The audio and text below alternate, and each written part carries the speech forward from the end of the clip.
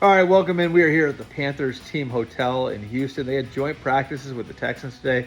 The Panthers are the 22nd team that I've seen over the course of the last month. We got 5 takeaways from Panthers camp. Takeaway number one, there's no question that they're deeper at the positions on offense, and they really feel like they've got something to work from on the offensive side of the ball this year. Tedero McMillan obviously feel like he's got the capacity to be a number one receiver.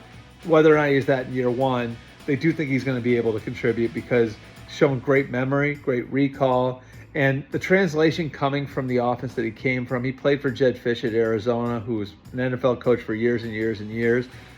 It hasn't been too difficult. It hasn't been too much for him. So he's in that mix. Xavier Legette is in that mix, playing faster, thinking less than he was a year ago. Had a spectacular catch against the Texans.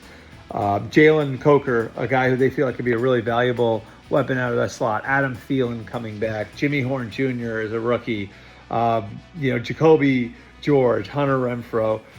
My understanding is they might wind up keeping as many as 7 receivers. They feel better about that group. At tight end, TJ Sanders coming in behind Tommy Tremble. He's somebody they look at and say, okay, like this is a guy that can be a difference maker for us. He's lost some weight. He's down to about 235 pounds. Could be a move tight end in the offense. And then behind Chuba Hubbard, who was their bell cow last year, Rico Dowdle and Trevor Etienne both have shown signs of being the sorts of guys that you can move around, same way you can move Sanders around within the offense. So they're excited about the depth of the skill group.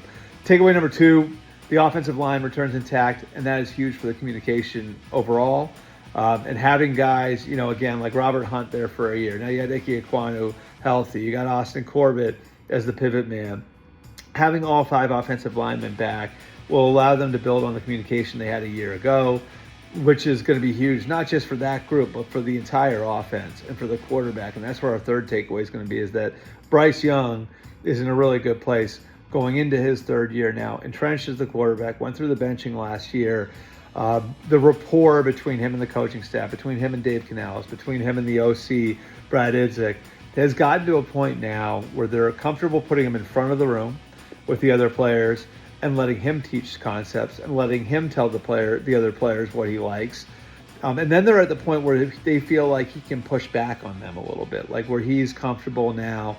If there's something that, hey, like within this concept, I like this a little bit more like than I like that, he's able to give them some pushback. And so the communication both between the quarterback and the coaches and within the offensive line in a really good place right now, and communication, of course, a huge tenet of what Dave Canales is looking to build in Carolina. So good signs there. On the defensive side of the ball, the interior defensive line might be the group that is going to take the biggest jump. You got a couple of newcomers in Tershawn Morton coming over from the Chiefs, Bobby Brown coming over from the Rams, and then Derek Brown, of course, coming back as their big piece there. If they're going to improve defensively from a really tough year statistically last year, those 3 guys are going to have to be at the center of everything, and the expectation based on how they performed in camp is that they will be. And then on the edge, you've got some questions, right? So you've got Pat Jones and DJ Wanham as guys that they feel like they can rely on as vets, but the upside is really with the 2 rookies. Nick Scorton looks like, coming out of Texas A&M, like the kind of tough, physical, edgy player they want, and can be a 3-down player right away.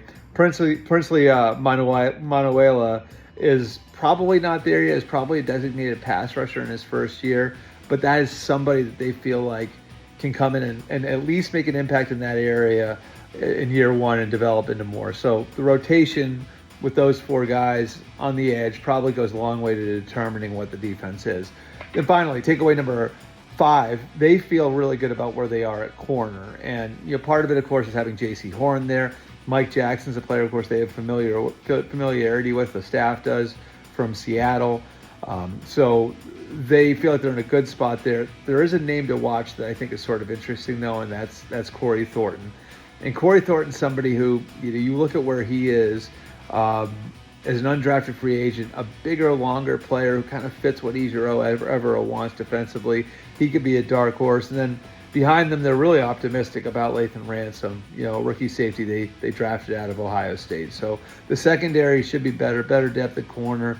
You get Ransom in a spot where maybe behind Trayvon Moehrig and Nick Scott, he's eventually ready to become a starter, you feel a lot better about where you are going forward. Appreciate you guys checking out all these videos. I'm not sure where my next stop's going to be, but we'll keep you posted on that.